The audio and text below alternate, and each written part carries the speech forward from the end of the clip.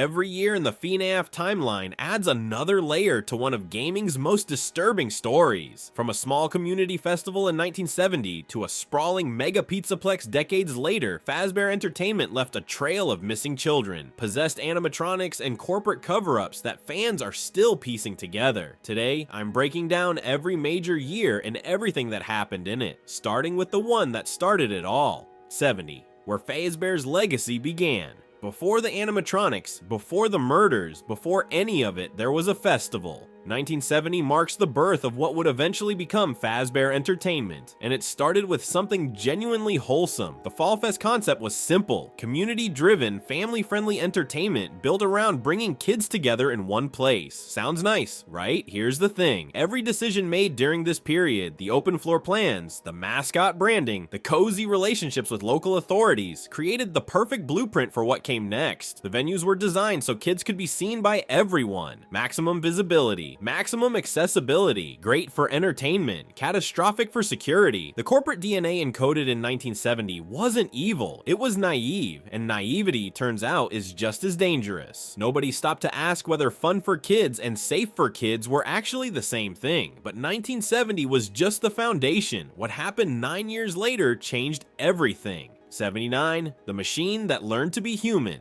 Most animatronics in the FNAF universe exist to do one thing: entertain kids. They sing, they dance, they hand out pizza. The Mimic was not built to hand out pizza, it was built to learn how to be a person. Created in 1979, the Mimic is an animatronic designed to replicate human behavior, speech patterns, and emotional responses. Not pre-programmed routines. Actual absorption and reproduction of personality. It watches you, it listens to you, and then it becomes you, which is, you know, not ideal. Here's where it gets complicated. The community is split on what the Mimic means for the larger story. Some fans treat it as a direct ancestor to every haunted animatronic that comes after. Proof that machines in this universe were always capable of holding something resembling a soul. Others dismiss it as semi-canonical fluff from the Tales from the Pizzaplex books that leads absolutely nowhere. Either way, the implications are unsettling. This isn't a ghost possessing a robot. This is a robot deliberately engineered to absorb consciousness. In 1979, before any murders, before any hauntings, someone looked at an animatronic and said, "What if we made it learn to be human?" And nobody in the room thought that was a bad idea. But the Mimic is just the beginning, because 4 years later, everything goes wrong for the first time. 83. The death that started the haunting. This is the year everything changes. Before 1983, Fazbear Entertainment is just a sketchy pizza chain with weird robots.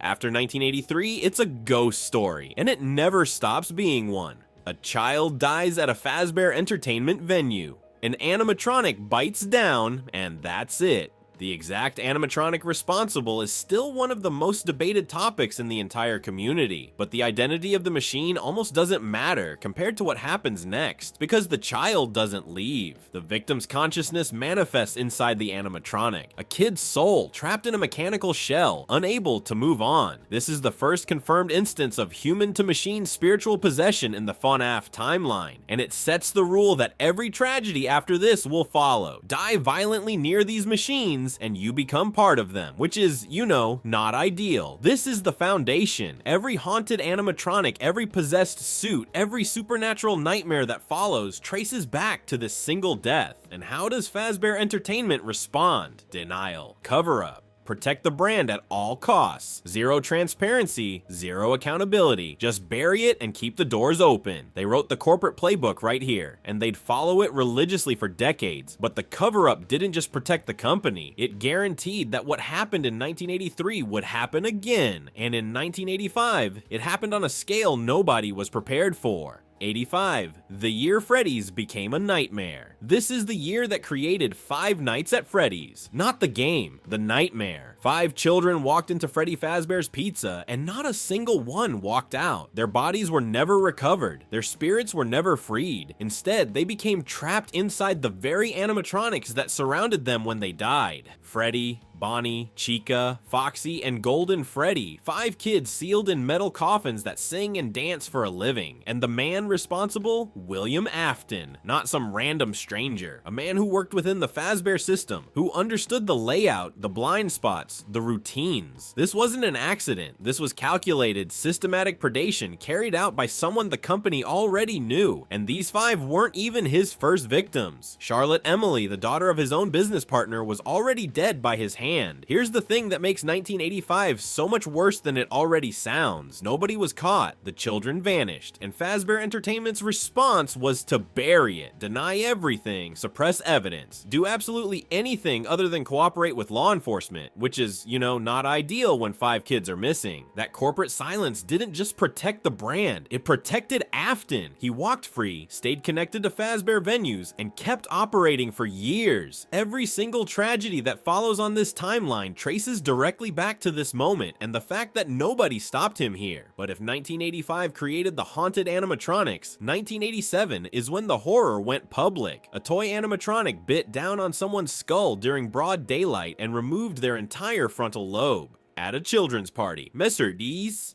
87, the bite that exposed everything. This is the big one. The bite of 87 is probably the single most famous piece of lore in the entire franchise. Phone Guy mentions it once, almost casually, and the internet lost its collective mind for years, trying to figure out what actually happened. Here's what we know. During standard business hours, in front of paying customers, an animatronic bit someone. Again, 4 years after the bite of 83, the exact same type of catastrophic failure happened in the exact same type of venue. This wasn't a freak accident anymore. This was a pattern. Now, whether the victim was a child or an adult security guard is still one of the longest running debates in the community, and the answer changes everything. A child victim means Fazbear Entertainment learned absolutely nothing. An adult victim means the animatronics were becoming aggressive toward anyone, not just kids, which is somehow worse. But here's where it gets really unsettling. Fazbear Entertainment's response wasn't to shut down. It wasn't to recall the animatronics. It was to implement containment protocols. Animation locks during operating hours, physical barriers between performers and guests, remote monitoring systems. They built a cage around the problem and called it a solution. The entire corporate strategy shifted from prevent incidents to manage incidents quietly, which is, you know, not ideal. They didn't get safer, they got better at hiding it, but if you think the corporate rot stopped at damage control, wait until you see what happened when they finally ran out of cover stories. 3.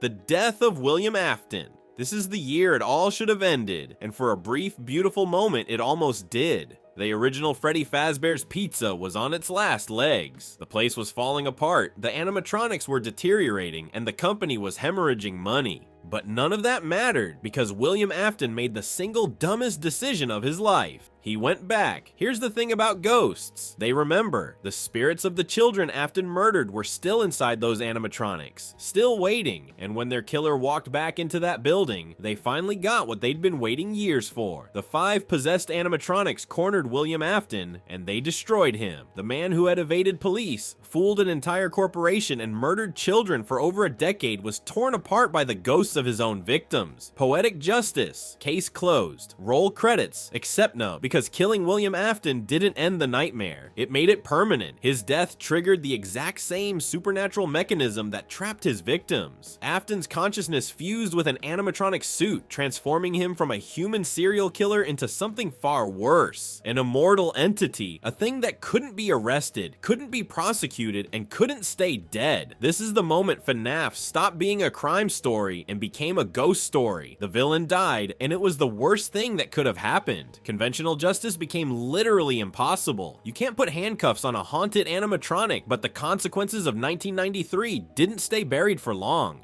95. When the lore fractured, this is where the FNAF timeline stops being a single thread and splits into 2 completely separate stories happening at the same time. And honestly, it's where the lore goes, from complicated to genuinely unhinged. On one side, you've got the Silver Eyes book trilogy. A group of protagonists returns to the original Freddy Fazbear's Pizza and starts pulling at threads that were never meant to be pulled. What they uncover isn't just a haunted restaurant, it's conspiracy, corporate cover-ups, and institutional corruption so deep it makes you wonder how Fazbear Entertainment ever passed a health inspection. The books frame the whole franchise from a ground-level perspective, showing what it actually looks like when normal people try to make sense of decades of buried atrocities. But here's the thing, while the books are exploring the surface-level horrors of Freddy's, the games have already revealed something much worse happened over a decade earlier. Sister Location takes place around 1983 and reveals that William Afton operated a completely separate underground facility called Circus Babies Entertainment and Rental. These animatronics weren't built to sing Happy Birthday. They were built for capture, experimentation, and something connected to Afton's growing obsession with cheating death itself. The purposes remain deliberately vague, which somehow makes it worse. A standalone underground facility designed specifically for Afton's private research. Let that sink in. The community still can't agree on whether the book timeline and the game timeline are parallel continuities, alternate dimensions, or loosely connected retellings. Nobody has a definitive answer, which means 1995 isn't just a year in the FNAF timeline. It's the point where the lore fractures into competing narratives and doubles in complexity overnight. But if you think splitting into two timelines is confusing, wait until you see what happens when those threads start converging nearly 3 decades later. 23. The Fire at Fazbear's Fright. There's something deeply cynical about turning a place where children died into a haunted house attraction, and yet that's exactly what Fazbear's Fright was. A horror-themed museum built to capitalize on decades of tragedy, missing kids, possessed robots, and corporate cover-ups, all repackaged as a spooky night out. Somebody greenlit that. Somebody thought, you know what this dead children situation needs? A gift shop. But here's the thing, Fazbear's Fright didn't just collect old newspaper clippings. The facility housed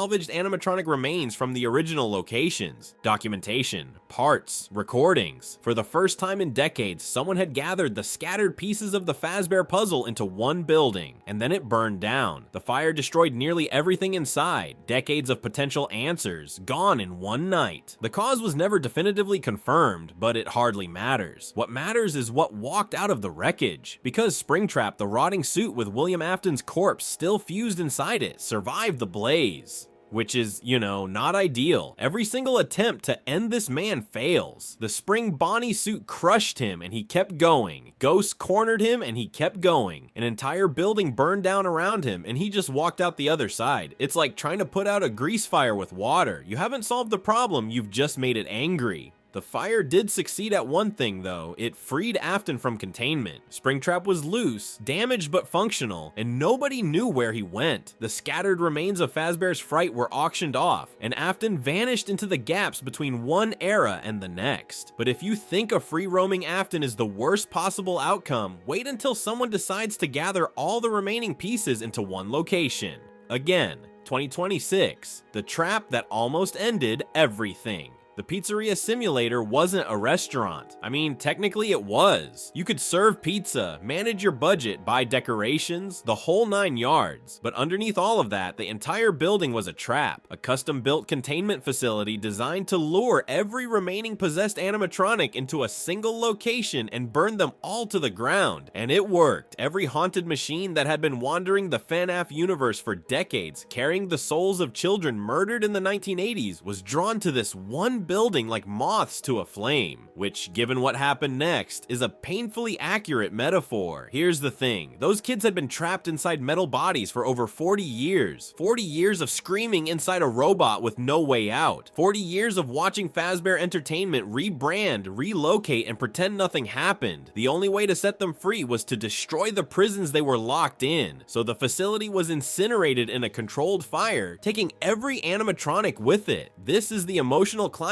of the entire original saga. Children who were murdered before they hit double digits finally got to rest. William Afton was supposedly destroyed in the same blaze. The man who killed those kids and set the entire nightmare in motion was meant to burn alongside them. A fitting end if it actually stuck. But did the fire genuinely free those souls, or did it just scatter the pieces for something worse to reassemble later? The community has been arguing about this since the game dropped, and the answer changes depending on which game you consider canon. It was was supposed to be a funeral pyre, a final goodbye, but it might have just been a comma in a sentence that hasn't ended yet, and about 9 years later, we find out which one it was. 35. The nightmare upgrades. After everything, after the murders, the hauntings, the fires, the supposed liberation of every trapped soul in 2026, Fazbear Entertainment built the Mega Pizzaplex, a sprawling multi-level entertainment complex with AI integration, advanced animatronics, and immersive experiences that make every previous location look like a cardboard lemonade stand. It's the most technologically sophisticated facility the company has ever produced, and it's haunted, obviously. The security breach incident proved that the 2026 incineration resolved exactly nothing. Whatever was supposed to have been destroyed, whatever souls were supposed to have been freed, the nightmare came back, wearing a shinier coat of paint. The Pizzaplex animatronics exhibit threatening autonomous behaviors that nobody can fully explain. Are old spirits possessing new bodies? Has the technology itself become a vessel for something ancient? Nobody knows for certain, but the result is the same. Kids in danger, machines that shouldn't be moving on their own, a corporation pretending everything is fine. Here's the thing that makes 2035 genuinely terrifying. The conflict isn't just mechanical and spiritual anymore. It's cyber supernatural. AI systems, digital infrastructure, entire networks potentially serving as new homes for old hauntings. You can't burn a server the way you burn a pizzeria, which is, not ideal. And that's the gut punch of the entire FNAF timeline. No amount of time, technology, or fire can erase what happened to those children. The cycle doesn't break, it just upgrades. Bigger buildings, better robots, same nightmare. Fazbear Entertainment learned absolutely nothing, and the ghosts never left. Some stories don't have endings, they just repeat. If you enjoyed this video and want to see more, click the video on the screen now.